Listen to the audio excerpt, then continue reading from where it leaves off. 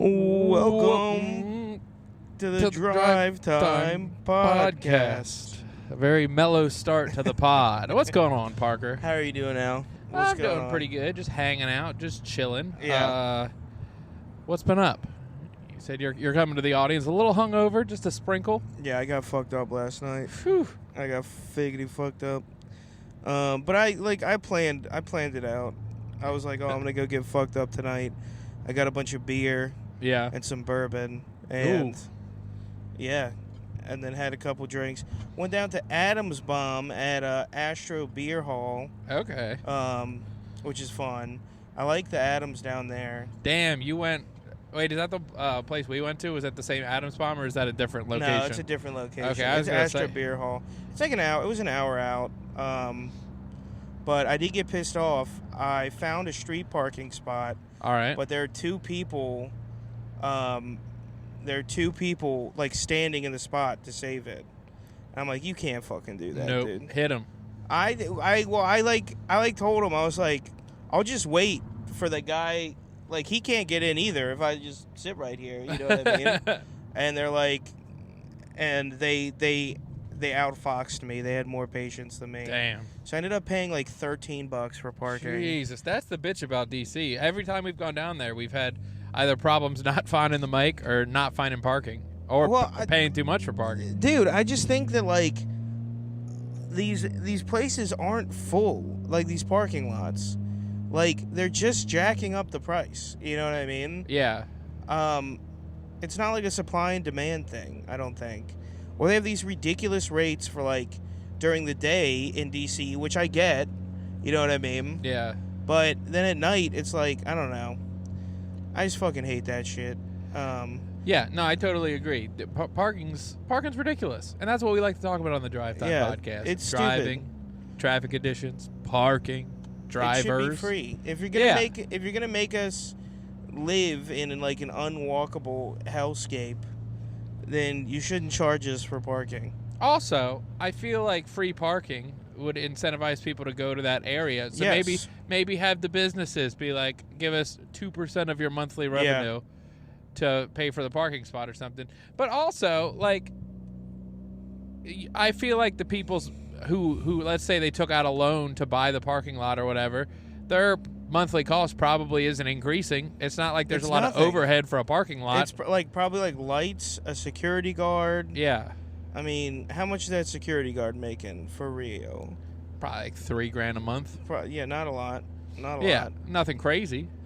And, you know, and it's just a rent-seeking behavior, I believe they call it. Yeah, yeah. When you, like, buy something that probably should just be, like, publicly allocated to make money off of it. Oh, it's a crazy world we live in. Crazy world. Oh, I have updates on the guy being Al scamming people. Okay, let's hear it. Yeah, I talked about this on a pod or two ago. So apparently this guy who is scamming people, he caused quite a ruckus. I know he got at least two ladies, sent him $600 and $180 respectively. Jesus. Yeah, good chunk of change. Yeah. All right, so I kind of thought it was over, right? I had posted on all the groups, blah, blah, blah. Don't get anything from this account, all that stuff. I figure we're good. We're over the hill. Until I'm at work, I get a phone call from my dad, and he leads with, hey, Al, was your Facebook account hacked or something? Yeah. And I was like, yeah. He's like, all right, because there's a cop at our house asking questions. Are you serious? Yeah, I was like, a cop came? Yeah, a cop showed up to the Barnes residence and was asking questions about it. And so he put me on. And what I realized my dad did is he led with the accused crime so I would know what I was being accused of. Oh, really? He's like, was your Facebook account hacked? That kind of thing. I was like, hell yeah, Dad. But, I talked to the cop. He's like, so you were hacked? And I was like, yeah. If you look at the messages, it's clearly not from me. Because I'm speaking very broken English in all the messages. And didn't you, like, make a post saying your Facebook account was hacked? Yeah, not only that, but the guy asking for money was Juan Pania. Yeah. That should have been a giveaway. Ooh, yeah. I'm supposed to turn left here. So, apologies. Skirt. Saved it. You did. Hold on. Fill the air, Parker. I got my phone fell between the seats. Oh, no. Yeah, Juan Pania. Tortilla got a lot of diarrhea. Bars. Saving it. Parker's saving it. True. No, but this open mic last night, I just realized, like, I just don't have the patience for open mics anymore. Oh, dude, they're brutal. And Cause, well, it's like I like the guys that run Adam's Bomb, but they like, I was like number 7th, right? Which I was cool with. I messaged them before. I'm pretty sure it's supposed to be sign up on site too. So they did me a solid by like signing me up too, which like I appreciate. But they did like 5 bumps. So it almost like doubled my place in the list. You know what I mean? That's brutal. And it's like, all right, dude. And all these people, dude, these fucking DC comedians. It's like there's like 3 good ones, and the rest are just so fucking garbage. Like, yeah, I can't even like sit through it. Even though the host was fucking. Dude, he was just, like, calling people retards and stuff, and I was like, hell yeah, dude. He called me fat when he brought me up on stage, and I'm like, dude, you just calling people retards? I have no problem with you. Like, you need to just keep on rocking in the free world, you know what I mean? But yeah, dude, they, so I went from that, and then I went to Zissimo's, and I got there at, like, 12:30. And they're only halfway through the list. Jesus and I'm like, Christ. And we both know why they were only halfway through the list, which is our favorite thing, which is hosts doing material in between every single comedian. Love it. When there's 2 audience members and it's 12:30 at night, which it's just like, I don't get how people are self-aware. Like, they aren't even killing. They're going up, they're getting, like, they're bombing, and they're, like, just still doing material in between, like, these stupid riffs. Also, and it's like... Yeah, I think back in when I first started, I was like, you should throw a tag between each comic. You throw a tag! Then you realize, as you mature, you're like, oh, I only have to do that if the comic before me bombs. So if the comic that's up bombs, the host, maybe try to cushion the room a little bit for the next guy. All right, that's what a good host does. But now I've realized, if you're hosting the open mic, you don't have to do any time. No. It's an open mic. Go up, do your 5 on the front. But that's the amateur move, is the guy before you just killed, so you want to do your material because you think it'll go well, and when the guy before you bombs, you don't do anything because you don't want your shit to bomb, when it should be the other way around. Yeah. And the guy before you killed and the energy is up in the room, just keep the energy up for the next person. Also, here's an idea. Of course you need somebody to run the light. Yeah. All right? Duh.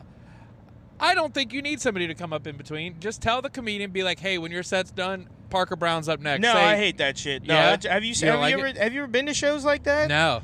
They do that sometimes. It's fucking awful. No one ever remembers who the next person is. Oh, They never give a good intro. Yeah. It's really awkward. You do need just some guy to come up and be like, oh, that was cool, and kind of get the energy up for the next person. Yeah, but that's yeah. it. You know what I mean? I'm just thinking for mics, when there's like 25 people, do we need a middleman? You need a middleman, but they just need to, bring up the next guy. Yeah. That's like the whole, Or maybe a guy with a mic in the back of the room that just says, next up, Parker Brown. I think that would be pretty good. Yeah. I think that would actually work pretty well, actually. I don't know. It's just a guy in the back of the room. It feels a little, I don't want to say narcissistic, but the host thing, I think some people just let it go to their head. Yeah.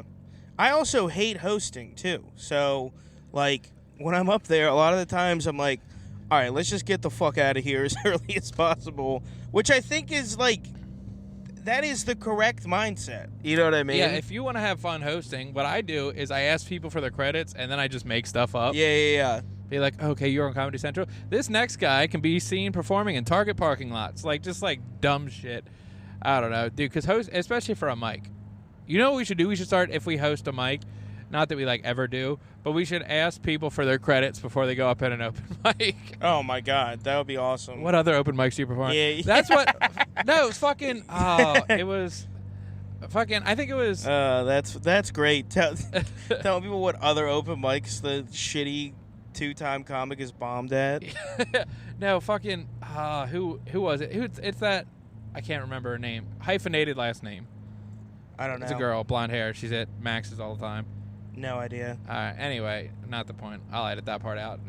But God damn, the turns really sneak up on you. Yeah, your turn this root is the turniest root. It is the turniest root of all the roots. What the fuck? But anyway, yeah, that was like the worst I ever got brought up on stage. I was just at Max's Tab House, and I walked over to Fell's Tavern, and I go up, and I'm like, all right, hey, can I go next to blah, blah, blah, whatever? And she's like, sure. I was like, sweet. She goes up. She's like, you could see this guy. Or no, it wasn't at Fell. It was at a show. She was hosting a show. She was hosting a show? I was at a showcase.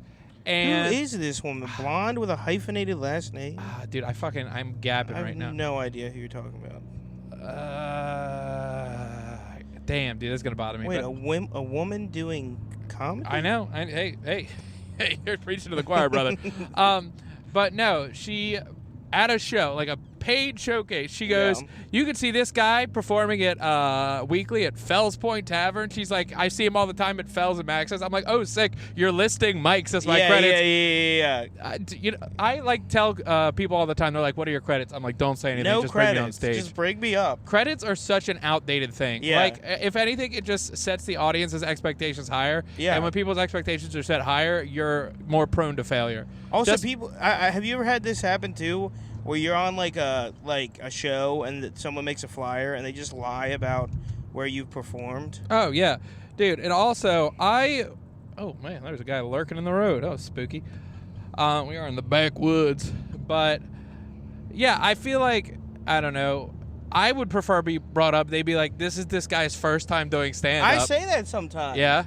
I like if I'm got a new open mic, I'll like sometimes I'll just go, guys, this is my first time doing comedy, and they always applaud. Like they never check that. And nobody's researching it. I think it was like Nick Oka came up to me one time after do that, and he's like, that is literally like my least favorite thing I've ever seen a comedian do is say it's their first time when they've been doing it for a while, and I'm like, I don't know, but it's just so much fun to lie. Oh, dude, I love lying. It's so fun. It's way underrated in my opinion. Totally. But I don't know how many out of town mics or like not even shows. How many do you do any out of town mics? Do you venture outwards? What do you mean out of town like mics? Different state. Like you're going to different state? Yeah, say fuck no. No. Okay. What are you talking about? Just like if you're traveling, do you find a mic?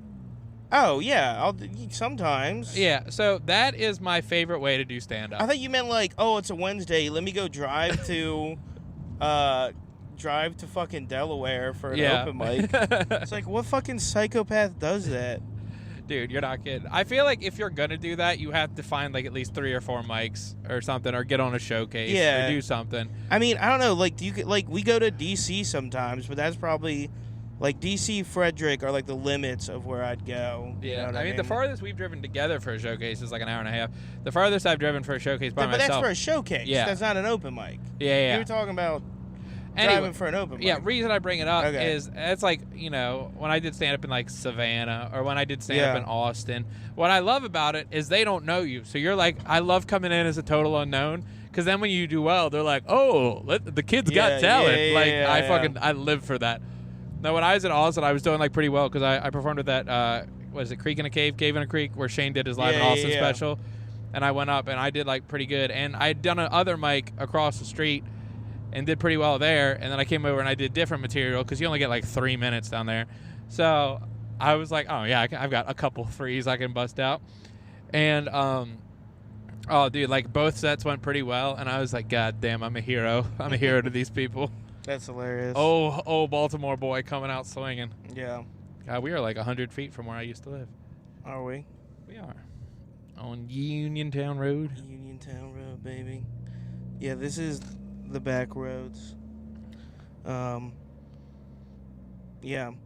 No, I got this tonight. We're going up to Waynesboro. Yeah. I don't know how this show's going to go. I think it'll go okay. Last show I did there, though, like, the audience is, like, a little, like, rednecky. Were we on that one together? I don't know that we were. No. Because I know I did one that Eric put together at this place, I think.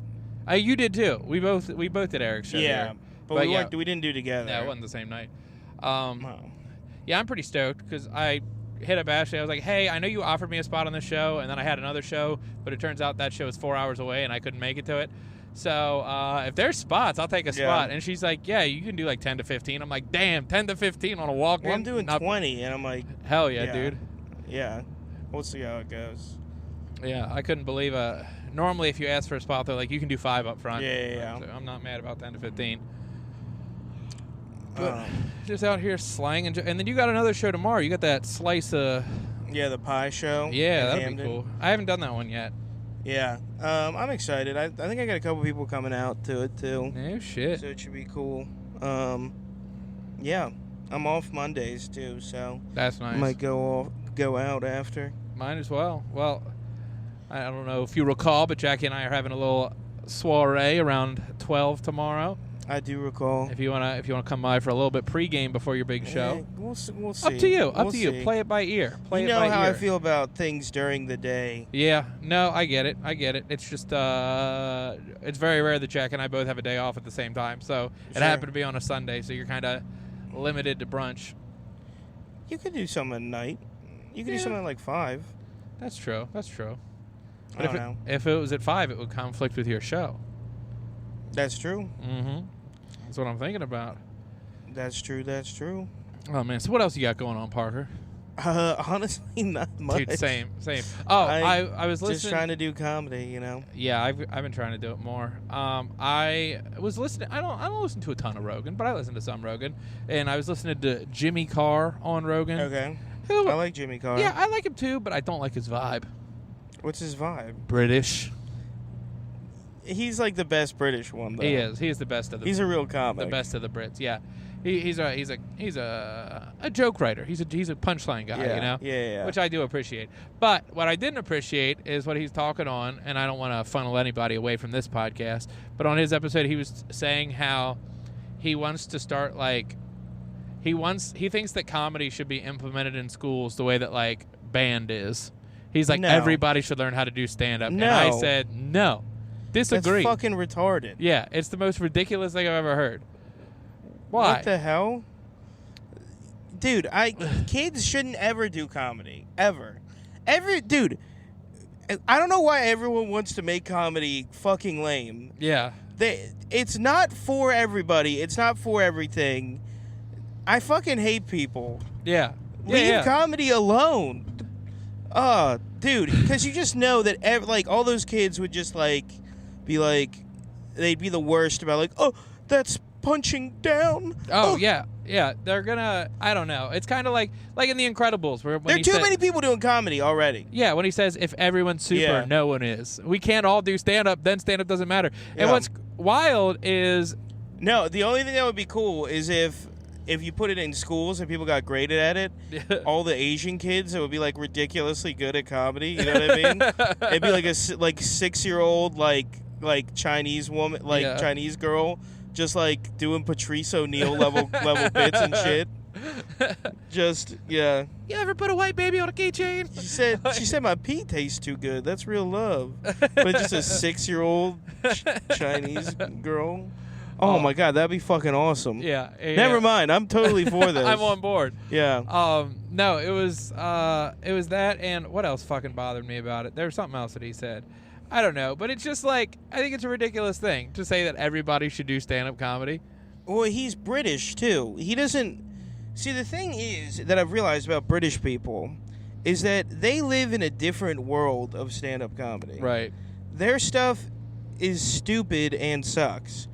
If you go watch these British comedians, I mean, they're performing in 10,000 seat theaters. Yeah. With the worst, just third year comedy level bits. You know what I mean? Where, I hate to say I could do it, but anybody could do it. Yeah. It's just they don't have someone telling them this isn't funny. You know what I mean? And I think what would be even worse about kids learning stand-up in school is the teachers who would teach stand-up in school. Oh my God! Yeah, you're right. You're so right. They would be the worst people. It would be like improv teachers. You know, and like, shit. you remember, like, that art teacher you'd have in school that clearly wanted to be an artist, but instead is teaching art? Dude, I don't know if you know about washed-up comedians. They're not the most personable of folk, generally. So when I lived in Australia, I'm remembering this now, they actually did have, like, a week where we tried to do, like, stand-up comedy. I fucking sucked. Yeah. But this dude, the dude that did the best, the dude that, like, there's, like, I forget, I don't know if it was, like, a competition, but there's, like we had to, do a performance of stand-up comedy. And the kid that, like, got voted the best just stole, like, he literally just did, like, Eddie Murphy jokes. Like, a white kid or a black kid? White kid. But I think he did, like, the now that's a fire, like, bit. And I'm like, looking back at it now, like, they're like, you're the best. I'm like, that is the opposite of comedy. It's just, like, stealing other people's shit. Or it's the most, you know, it's the most authentic. Most authentic. Well, that's what Joan Rivers, when she started stand-up, she would just do other people's jokes because she's like, I thought that it was just like you were like a cover musician until you wrote your own songs. And I was like, that's not how it works at all. How it works, Joe. Y'all ever seen Raw? Get ready. Yeah. Here's a favorite. Like, yeah. I'm a Patrice O'Neal cover comedian. I mean, they do. I guess they have impersonators for everything else in Vegas. I would do Andrew Dice Clay. That would be a fun one. Hickory Dock. Yeah. Little boy blue, he needed the money. I fucking love Dice. Dice. He has such a. I feel like there's such like a hardcore fan base for him too. He's kind of like a cult. Yeah, he's like a cult classic of comedians. Like, I don't know. And like he pissed off so many people too. Like, and you listen to his stuff. I mean, it's like somewhat misogynistic, but it's like, is this really, you know? Yeah. Yeah, the most edgy material. The most edgy stuff ever is like, then you listen to like Louis C.K. bits where he's like, maybe the Holocaust was good, and you're like, all right, that's the Louis C.K. bit that he did on SNL where he's like, obviously pedophilia is wrong, but it must be really, it must feel really good for the pedophile. Like, it's like the craziest joke. It's people got so bad about that, and it's kind of funny because that was before he got canceled, and then it's like, oh, like, but crazy bit to do. Yeah, especially on SNL. I think someone was just on SNL. Fucking the guy we saw, Nate Bargatze. Yeah, Nate Bargatze, and I saw one sketch that was like the most unfunny thing about how units of measurement are weird. What? It was about like a mile being like 5,200 feet or 280 feet, and it was like, why don't we just use the meter? It's like this is what you guys are talking about. Dude. This is it. We're on, you know, the U.S. What's it called? Customary system. I don't even fucking know. That's what we're doing. SNL. Dude, SNL. There's a war in Israel and Palestine. You can't think of one funny. You can't think of one funny like impression of an Israeli guy. Yeah, and you can do. I feel like every generation thinks the previous generation of SNL was better. Yeah. Whatever. Like, whoever your favorites were. And I don't know. No, not my parents. My parents were like, our generation was the best generation. They did not. They didn't think that. Yeah, I feel. Well, I don't know. I just feel like it's like, oh, well, you know, I love Farley, and then there's eras, and I just don't necessarily love the era that they're in right now. But there have been previous bad eras too. Oh, you know definitely. what I mean? Like, it's like the intermediates, but in the between Farley and Farrell kind of era. Like, for sure. But like right now, they have people that are just doing Lonely. Please Don't Destroy. They're the guys who are. It's just three dudes. Two are definitely white, and one's like seems like it might be Greek or something. But I'm like, oh, you're just doing like the same stuff Lonely Island did. Like, it's like they do the digital shorts. It's like identical, and they're probably the best part of the show. Like, they Lonely are. Island was at their era. I still like Update, dude. Yeah. Weekend Update is like. It's because Colin Jost and Michael Che are like real comedians. Yeah. Yeah. That's the thing. Is I feel like that's why people always like Weekend Update. Is because Weekend Update is where the stand-ups go. I wonder when did they stop? Well, I guess Pete Davidson is like a comic. Yeah. But like, I thought they used to like mainly hire comics. It was like 50-50 between improv and stand-up. Okay. Like, they would do both. Like, a lot of the Sandler era was stand-up, like Sandler, Spade, Chris Rock, Rob Schneider all did stand-up. Yeah. Farley didn't do stand-up, though. Oh, my God. Have you heard Rob Schneider stand up? It's worse. Actually, it's worse. no, It's worse than, like, D.C. political, like, woman that's a poli-sci major from D.C. somehow. It's, like, the most hacky, like, a man's going into the woman's restroom? Oh, that's awesome. Don't see any problems there, right? What if she rapes somebody? And it's like, God damn, dude, you fucking suck. Yeah, I feel like he's, like, Sandler stand-up's decent. It's all right. No, you know what's hilarious about that? What? So Tim Heidecker, I don't know if you know Tim Heidecker from Tim and Eric. Oh, yeah. His last name never jumps out at me. I have to hear people say Tim and Eric. He put out this special called No More Bullshit, which is like a parody of like conservative comedians, right? It's hilarious. It's great. It's like a performance art piece. It's fucking awesome. But he put that out before Schneider came out. And then Schneider literally did, like, he made the parody before the thing came out. You know what I mean? And then Schneider, like, just did exactly what, like, Tim did for No More Bullshit. It's crazy. That's hilarious. I don't know. Yeah, Rob Schneider's rough. I feel like there have been great stand-ups on SNL, like Chris Rock, Eddie Murphy, Norm Macdonald. Yeah. Like, there's been spitters. David Spade's pretty solid, too. I don't think he's a bad. He's pretty good. I don't think he's bad. He has, I don't like all of his jokes. No. But he's got some good ones. No, but he's like you can tell he's like, you can like tell he actually also, like write stuff. Came up in a club. Yeah. Whereas if you go watch that fucking Villa Senor chick do stand up. Melissa Villasenor? Yeah, she fucking sucks. So, awful. And she's definitely someone, like, you can tell that she, like, maybe did a little bit of stand up, but she got famous and got on SNL and then went back to try and do stand up. I mean, she's one of those people that definitely has, like, talents. Like, she is a good impressionist, especially at singing, weirdly. She's, like, a good singing impressionist. Yeah. But that's, like, pretty much it. I don't know. Yeah. I don't think she's writing, like, the next big bit, you know? Actually, you know who else's stand-up's a little disappointing? Dana Carvey. Oh, really? I love Dana Carvey. Dude, his last special I did not like very much. Dude, that's weird. Stand-up? You like his stand-up?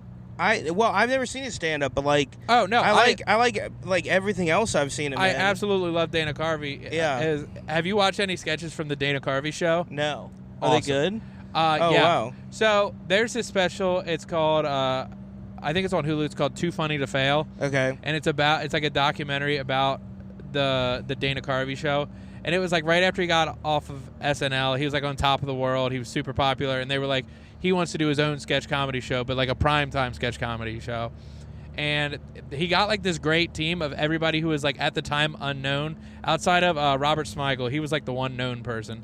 Okay. Who's obviously like a massive head writer from SNL. But he got he acts though too, right? He's Triumph the Insult Dog. Oh, okay. So he's big. I'm sure he's acted in stuff. I mean, he's been in like sketches. But he got this team of people that it's like before any of them were famous, that included Louis C.K., Steve Carell, Stephen Colbert, like wow. like massive people. And you're like, holy shit. And apparently the reason that the show failed is they came on right after Home Improvement, which at the time was like a massive lead-in. Sure. And right after, they were like, all right, first show, first sketch, what are we going to do? And it was Bill Clinton. They gave him like a realistic set of like dog nipples that he was wearing as his apparatus. And he was feeding babies and kittens and dogs from like the breast. He has like a full set of like 8 nipples, and he's like breastfeeding all these kids and kittens and shit. And people, that was the first sketch. And apparently they I don't know if it's still the case, for a period of time, they had the record for the fastest amount of people tuning off of a show. Oh my god, that's hilarious. Like everybody turned it off at the same time. That's awesome. And what sucks is they have like some great, like the other sketches are fucking hilarious. The ones that I've seen, I've only watched like 4 or 5, because obviously like the people that are on there. But yeah, there's even like more people that I'm not thinking about. But But yeah, so apparently their first episode went so catastrophically bad, and then they picked up momentum around like the 5th or 6th episode, but it was like kind of a too late thing. Yeah, that makes sense. But yeah, it's like what's even better is Dana Carvey was like, it'd be kind of cool because like back in the day, every TV show used to have a sponsor. It would be like, you know, Chevrolet brings to you the Johnny Carson show or whatever, like that kind of thing. And he's like, we should have a different sponsor every week. And they were like, oh yeah, that's kind of funny. So there's this clip, and it's like about the home improvement episode, and it's like, how does a father deal when his kid gets a terrible diagnosis? I don't want to die, Dad. Followed by the Diet Mountain Dew Dana Carvey show. And it's the funniest fucking thing, dude. That's hilarious. Dude, it gets me every time. But no, it's good. There's some real gems in there. Yeah. But Dana Carvey's just like such a talented impressionist. Yeah.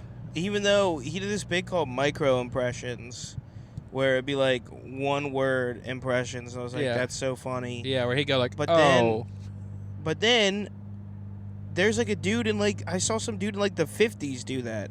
I think even like earlier than that too. I think fucking like Groucho Marx came up with that too. Oh yeah. It's so weird. Like, it's like a independently come up with thing by like a bunch of different people. Yeah, a little suspicious. Yeah. I will say the one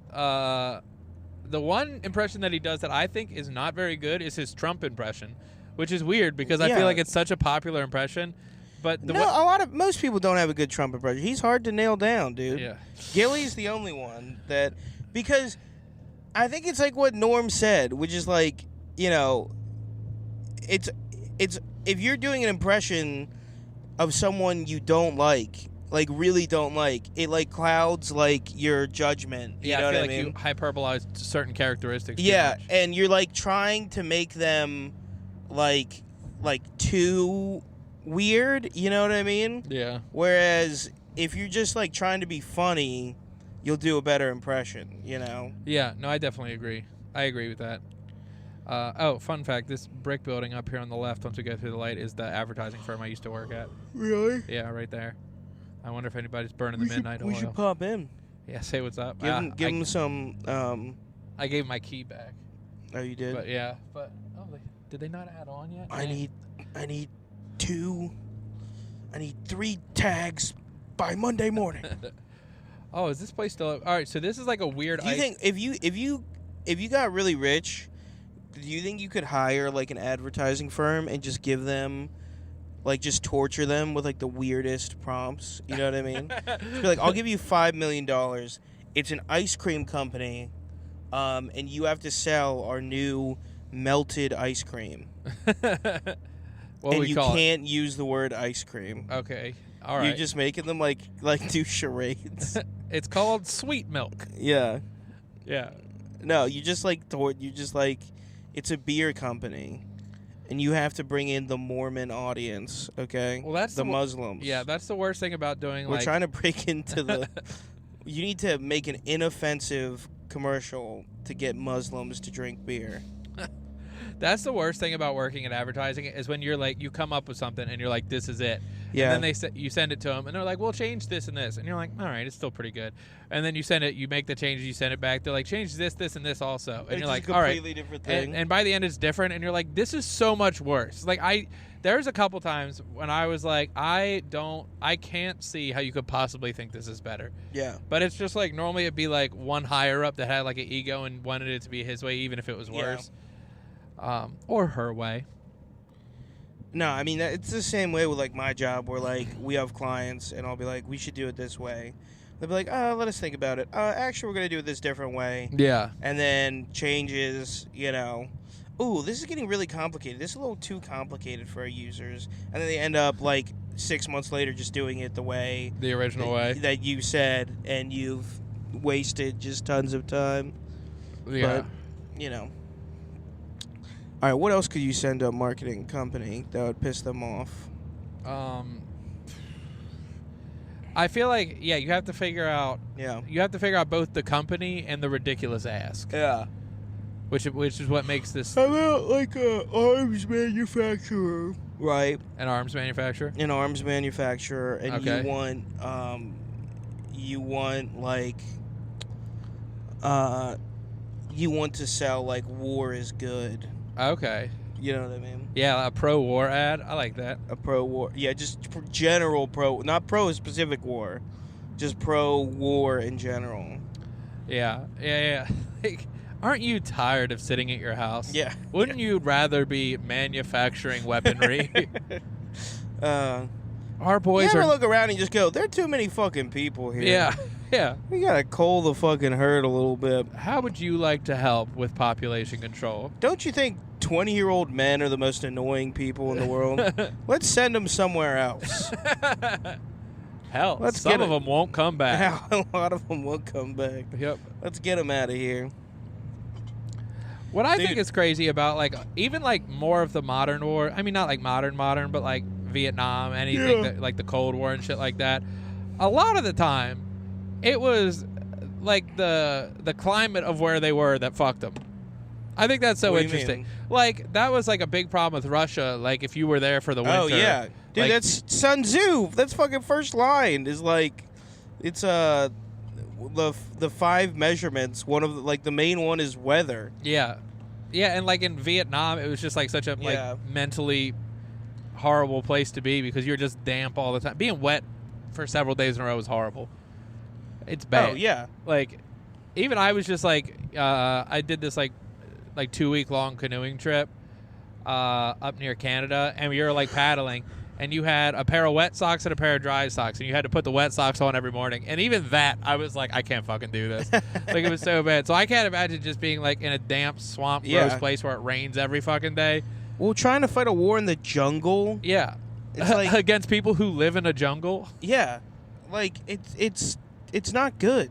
Yeah. Don't do it. Yeah, don't Someone should, when we got over there, someone should have been like, guys, let's turn this thing around, dog. Well, yeah, that's like, I feel like any like World War I or World War II veteran, they're like talking about it. But like Vietnam, nobody wants to talk about it. Like my mom's one uncle went to Vietnam. He will not talk about it. Like, how much worse was it than the other wars? Well, I think it's also like World War I and World War II, we were generally, a lot of it was, like there was some bad stuff.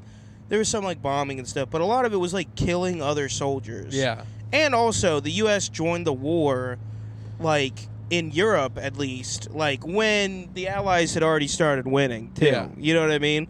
We came into the game when we were up like 20 points. It wasn't like save the day. We were like, yeah.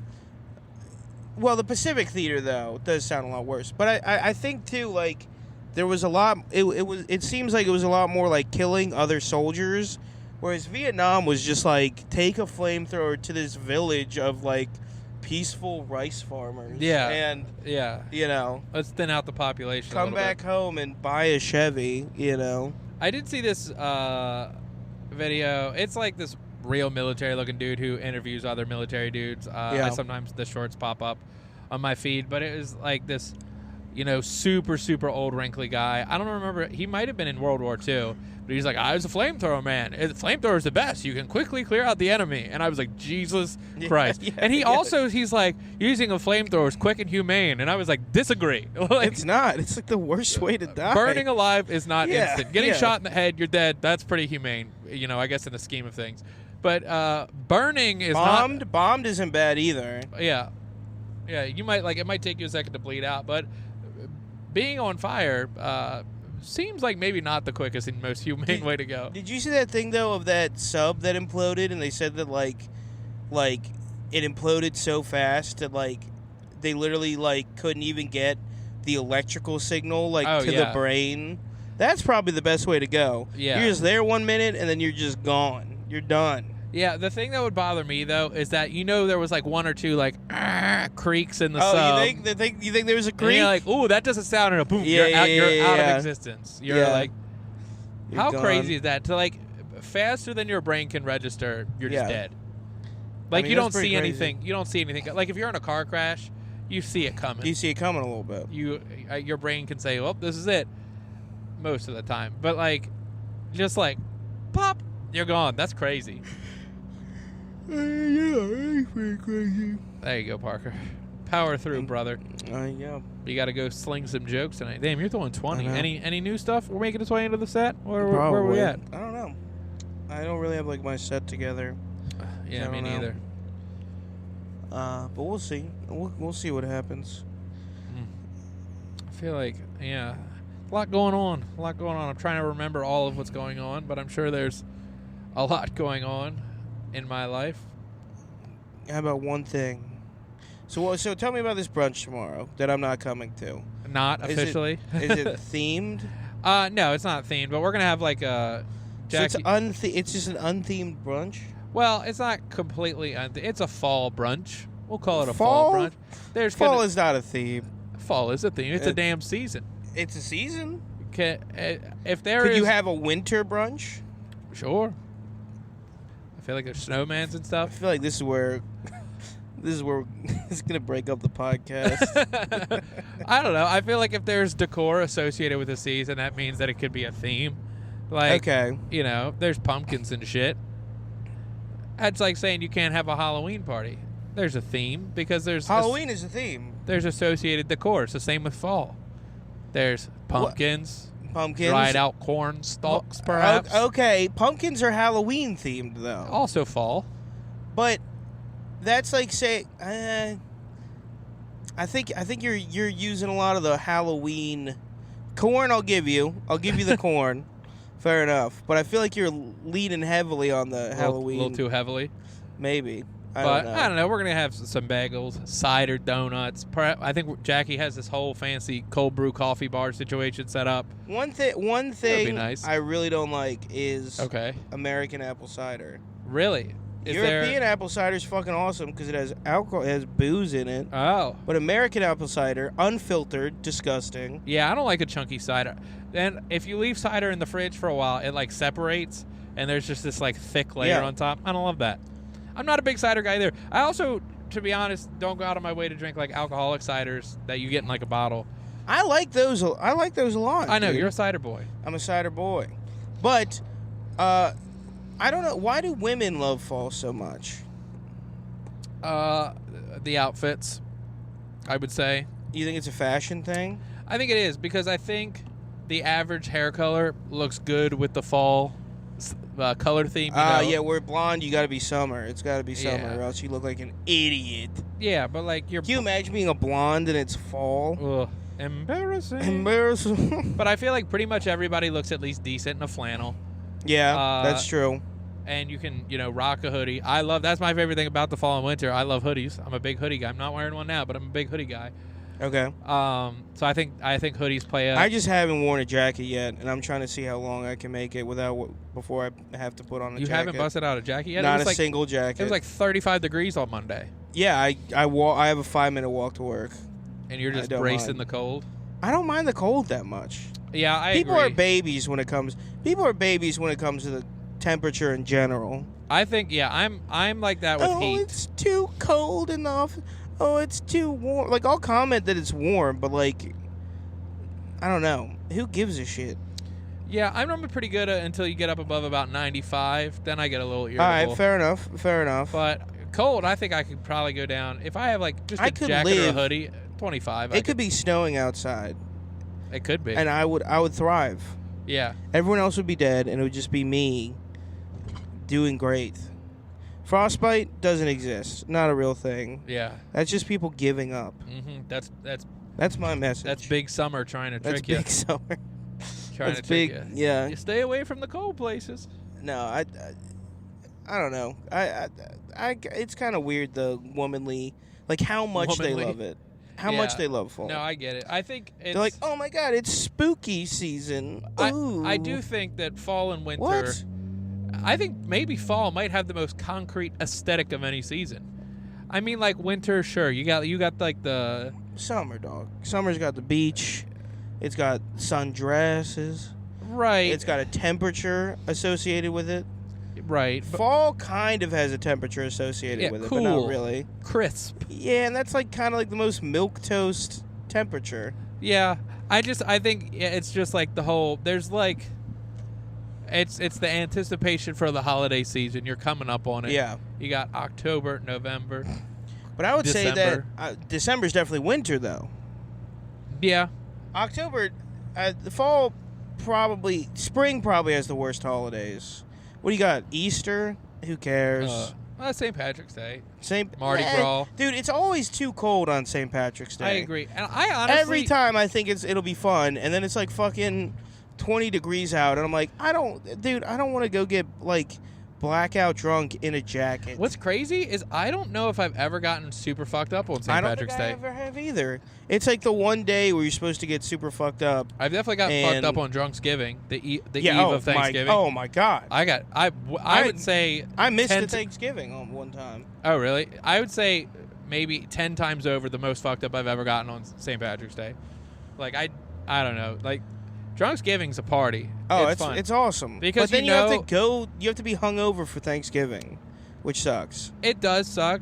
Maybe that's why, because like exercise like really helps with hangovers. It's just very hard to motivate yourself to do.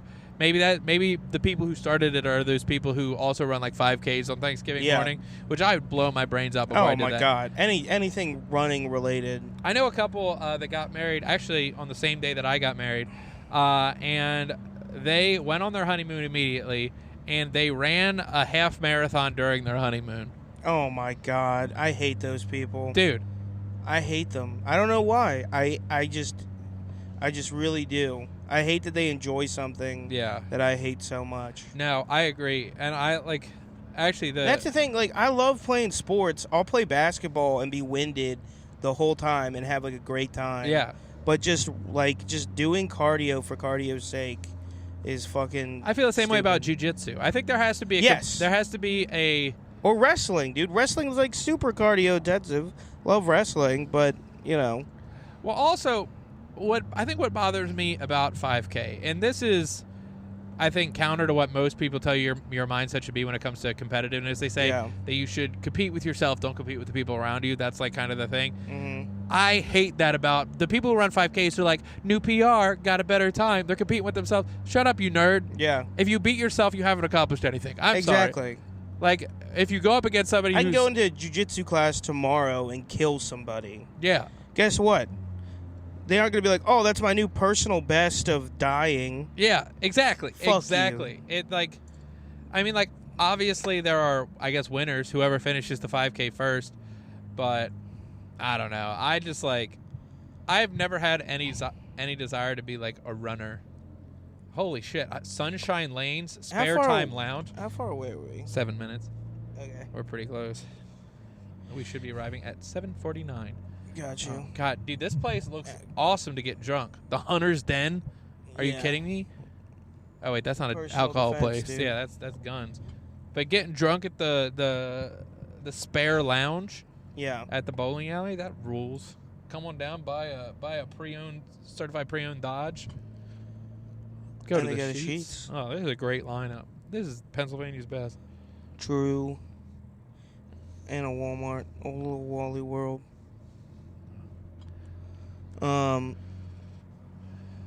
Yeah. I think we are officially in Waynesboro. We're in Waynesboro. Little Caesars sucks. Oh, it's awful. It's literally the only pizza I've ever had that I'd like. Not the only pizza I've ever had, but the only like chain pizza that I've had that I go, this is dog shit. Oh, yeah. There's some of those ghost kitchen pizzas that are fucking awful, and their pictures are so good, and I hate them so much. I don't think I've ever gotten a ghost kitchen pizza. Like, I've never, you can obviously tell what the ghost kitchens are because you're like, oh, this is from Westminster, and I've never seen this business before. Yeah. But, yeah, I don't know if in the city, sometimes it's hard to tell because you're like, oh, yeah, I probably just haven't ever seen that place. I think I've probably gotten something from a ghost kitchen before. I can't really, nothing's jumping out at me mentally. Well, Just Wings is a ghost kitchen. Yeah. That's the Chili's ghost kitchen. Yeah. Yeah. So I guess I've had that stuff. But, because they were doing deep fried Oreos for a little bit, which isn't on the regular Chili's menu. But I don't know if a deep fried Oreo is a good metric for how good a place's food is. Yeah. I don't know. I feel like I heard some people say that like the Beast Burger thing was good. Although when I was door dashing and I'd get a ghost kitchen, I'd be like, this is a green turtle. What the fuck are they talking about? Yeah. And they'd be like, go in and ask for the Mr. Beast Burger. And I was like, I don't want to do that. Like, yeah. No, yeah. I don't know. When are you and Jackie going on your honeymoon? We're thinking probably January or February. Nice. Looking right now. We've been looking at some all-inclusives in Cancun. Oh, dude, that'll be fucking fun. Yeah, they're like not bad either. Like we can both get out for like $1,000 each for like Really? 5 days. Yeah, it's not crazy for like food and drinks included. And drinks included. I ain't drink $1,000 worth of liquor in a week. It's good. Like a lot of this liquor's like, it's good stuff too. Yeah. Like it's not like they don't gyp you on it. Yeah, well, I feel like you have to get. Frank's Pizza. Like, I feel like everything in Mexico has to be at least a little cheaper. What do you mean? I don't know. I feel like Mexico, generally, the cost of living is cheaper in poor places. Not that all of Mexico is poor, but I feel like the average cost of living is lower than it is in most cities in America. Yeah. Hardee's. I've had horrible experiences at Hardee's. I thought it was okay. I don't know. I don't have too many by me. But all right, well, we're like 4 minutes away, so we might as well wrap it up. Wrap it up now before we lose too much momentum. This has been the Drive Time Podcast. We'll talk to you guys soon. Peace.